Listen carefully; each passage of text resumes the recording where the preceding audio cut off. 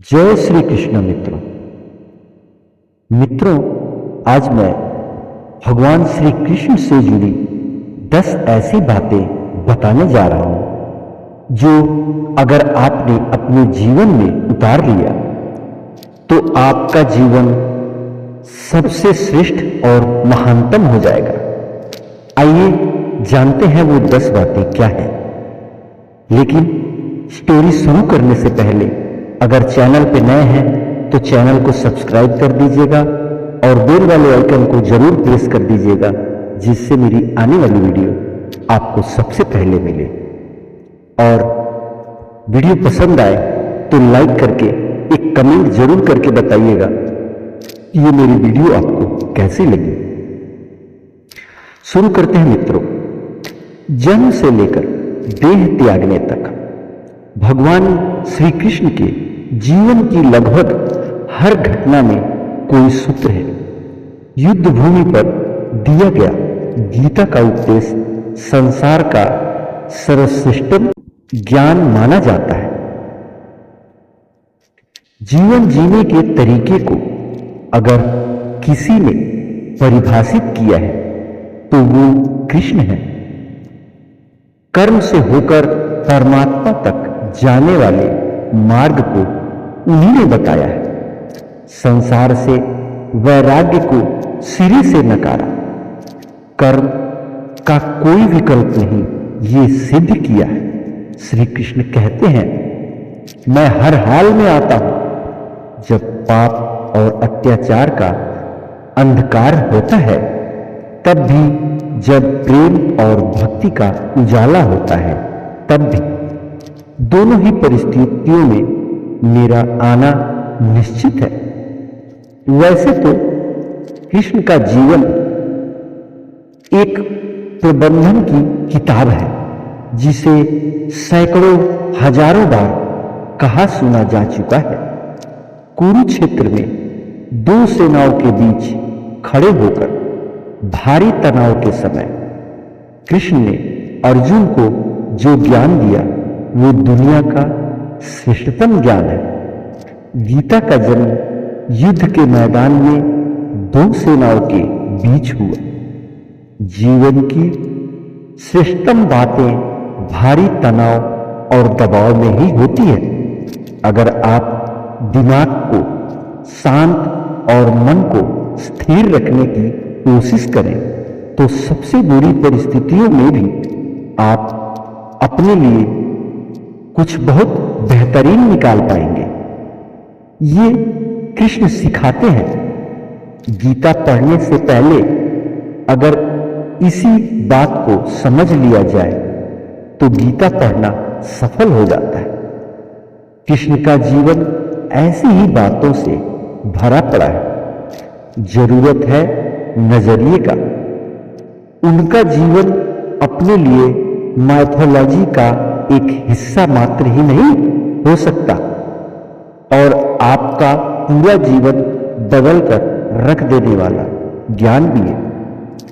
आवश्यकता हमारी है, हम अपने जीवन में लेना क्या चाहते हैं।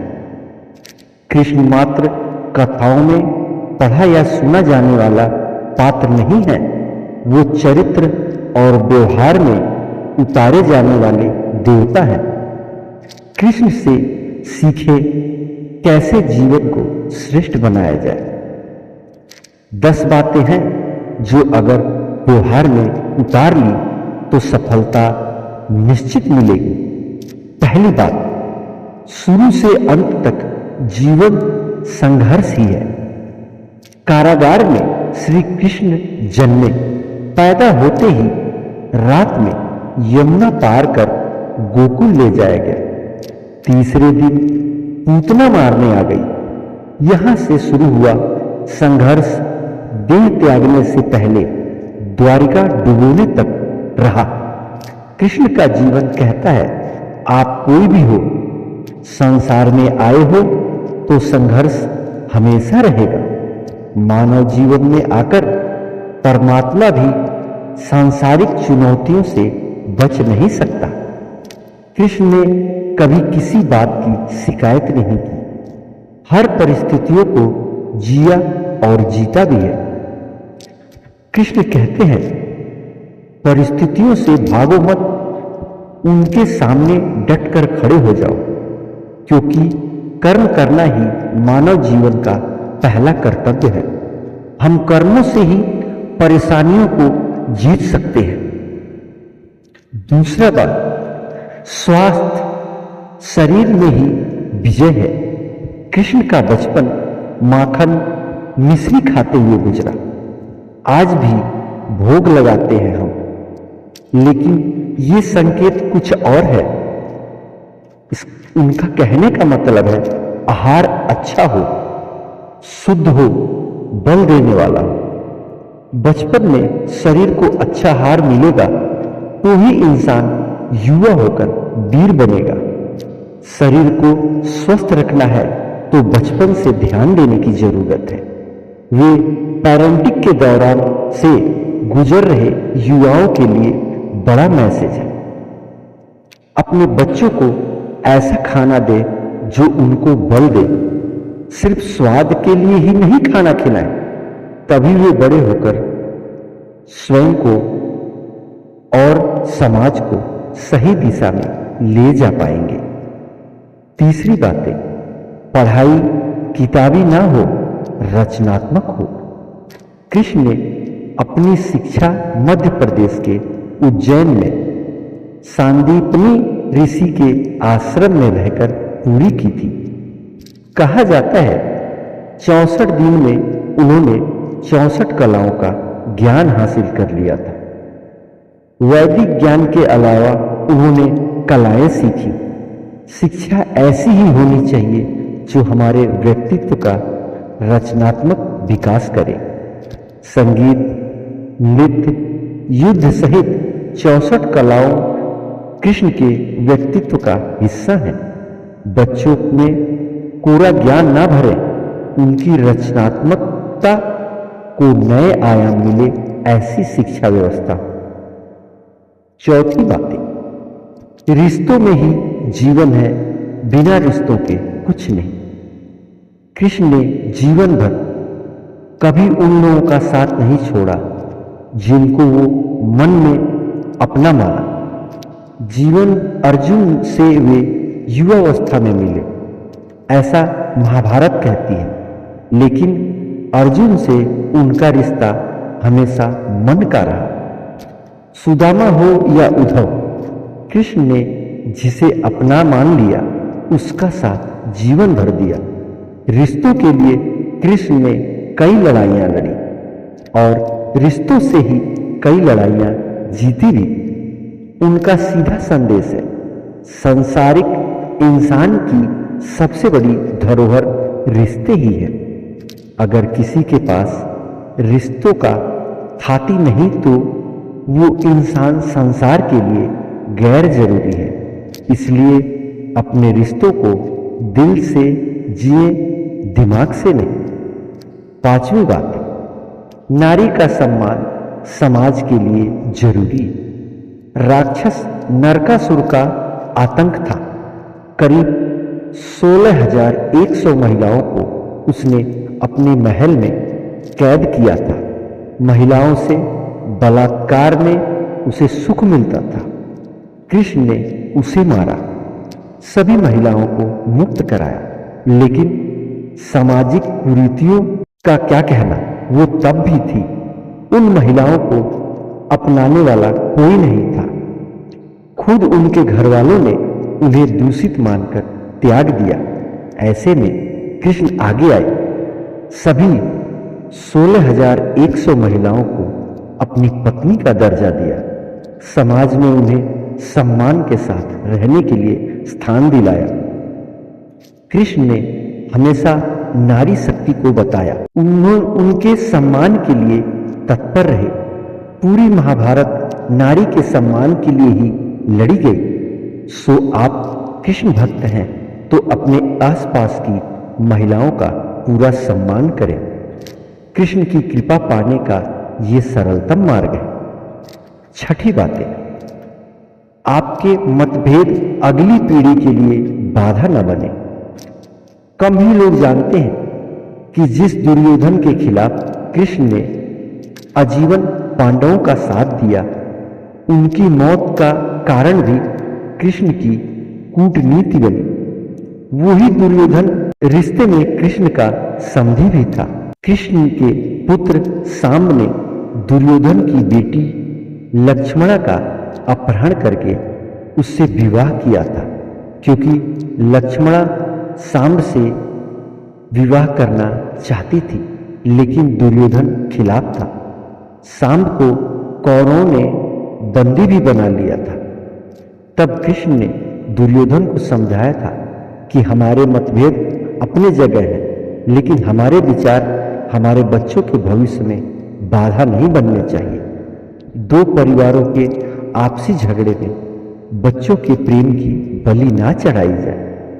कृष्ण ने लक्ष्मणा को पूरे सम्मान के साथ अपने यहां रखा।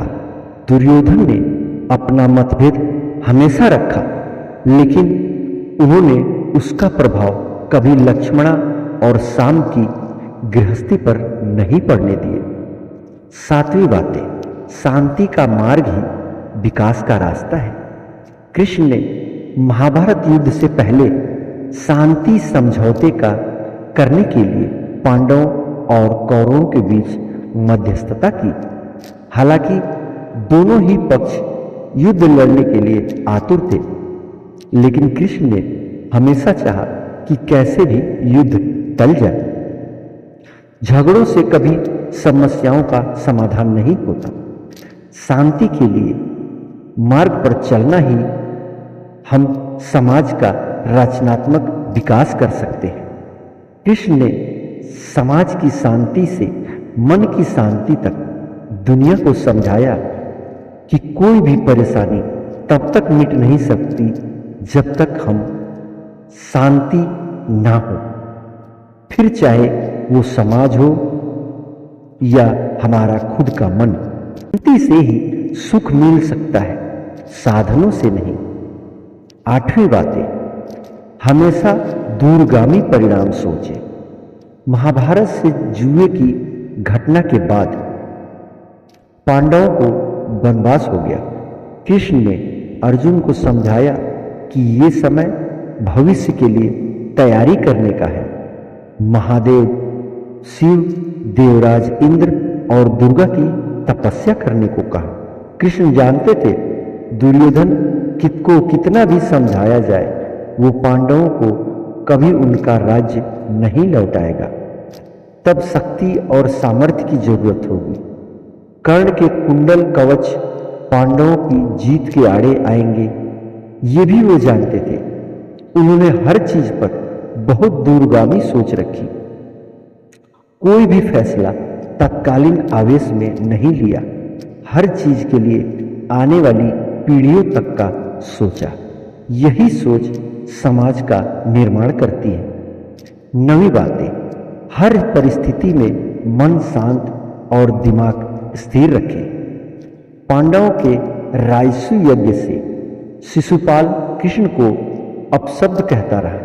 छोटा भाई था, लेकिन मर्यादाएं तोड़ दी। पूरी सभा चकित थी, कुछ क्रोधित भी थे, लेकिन कृष्ण शांत थे, मुस्कुरा रहे थे।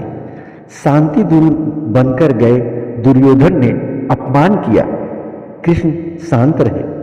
अगर हमारा दिमाग स्थिर है, मन शांत है, तभी हम कोई सही निर्णय ले पाएंगे। आवेश में हमेशा हादसे होते हैं, ये कृष्ण सिखाते हैं। विपरीत परिस्थिति में भी कभी विचलित नहीं होने का गुण कृष्ण से बेहतर कोई नहीं जानता। 10वीं बातें, लीडर बने, श्रेष्ठ श्रेय लेने की होड़ से बचे। कृष्ण ने दुनिया के राजाओं को जीता था। जहां ऐसे राजाओं का राज था जो भ्रष्ट थे, जैसे जरासंध, लेकिन कभी किसी राजा का सिंहासन नहीं छीना। कृष्ण के पूरे जीवन में कभी ऐसा नहीं हुआ कि उन्होंने किसी राजा को मारकर उसका शासन खुद लिया। जरासंध को मारकर उसके बेटे को राजा बनाया, जो चरित्र का अच्छा था, सभी जगह ऐसे लोगों को बिठाया जो धर्म को जानते और मानते थे।